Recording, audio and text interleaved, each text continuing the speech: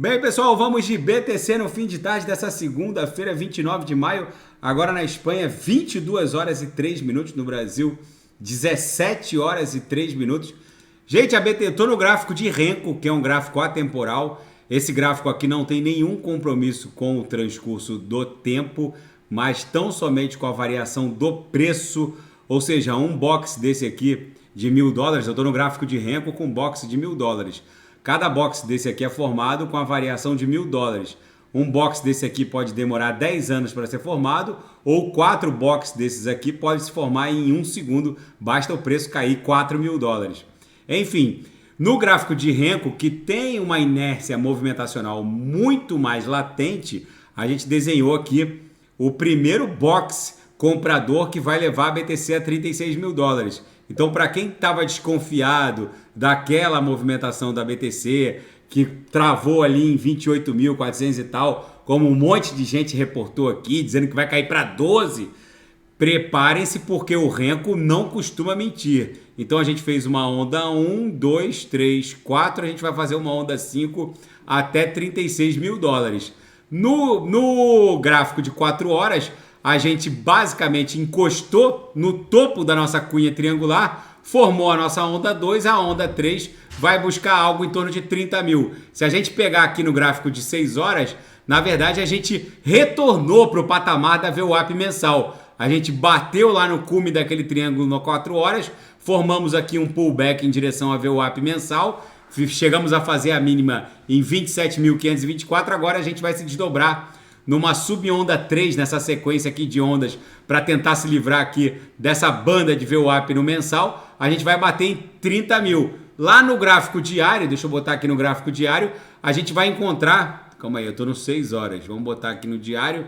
No gráfico diário, a gente vai encontrar justamente essas duas resistências aqui, ó, entre 30 e 31 mil, que são as duas resistências mais impactantes para a gente conseguir romper e depois buscar $36.000. Como a gente está abrindo dois candles compradores aqui com dois corpos reais muito interessantes, com bastante inércia e sem engolfamento, ou seja, a protuberância compradora está se desdobrando de forma ascendente, é bem provável que a gente forme um pullbackzinho aqui em 30 mil para depois explodir em direção a $36.000. No squeeze, a gente já está em vias de criar uma bela amplitude ondulacional compradora. O MACD já fez cruzar de baixo para cima a exponencial curta contra a lenta. Ambas as linhas vão migrando aqui forte para a banda superior da métrica. Os compradores retomaram o controle da BTC aqui no diário, já que as três linhas do canal de Keltner estão agressivamente apontadas para cima agora. Na projeção, a nebulosidade está estreitando bastante. Agora eu vou pular para o intraday. No intraday, a BTC, depois de ter promovido uma virada de VWAP absolutamente ascendente, fez um belo degrau. É normal que ela transite depois de um pump desse pela banda inferior da banda de VWAP no intraday, mas a gente está acumulando e já já ela vai voltar para o patamar de 27.900 e pouco, talvez $28.000. Ela está presa no patamar ali da VWAP mensal, que exerce uma força gravitacional segurando o preço. Depois que a gente transpassa a VWAP mensal puxa ela, depois ela se livra e vai para o abraço. E na seara fática, a Binance já cumpriu 90% das exigências do marco legal regulatório da União Europeia, conhecido como MiCA, Market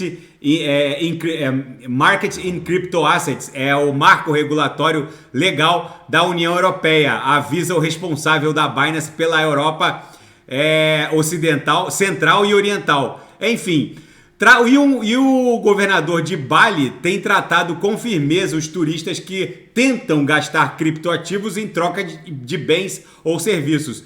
A troca comercial de criptoativos na Indonésia não é proibida, mas tentar comprar bens e serviços com criptoativos é um crime e pode dar uma pena de prisão pesada. Então fique esse alerta. Existe um marco legal em tramitação na Indonésia para permitir, eventualmente, a troca de bens e serviços por criptoativos, mas isso ainda não é permitido. E como há a penalidade de substituição da divisa legal local por outras divisas, inclusive cryptocurrencies, então fica esse registro da ilegalidade de tentar gastar criptos na Indonésia em troca de bens e serviços. E o CEO da Binance, o CZ, detalha novas narrativas potenciais para a próxima pernada impulsiva da BTC. Segundo ele, o que turbinou a corrida de touros de 2017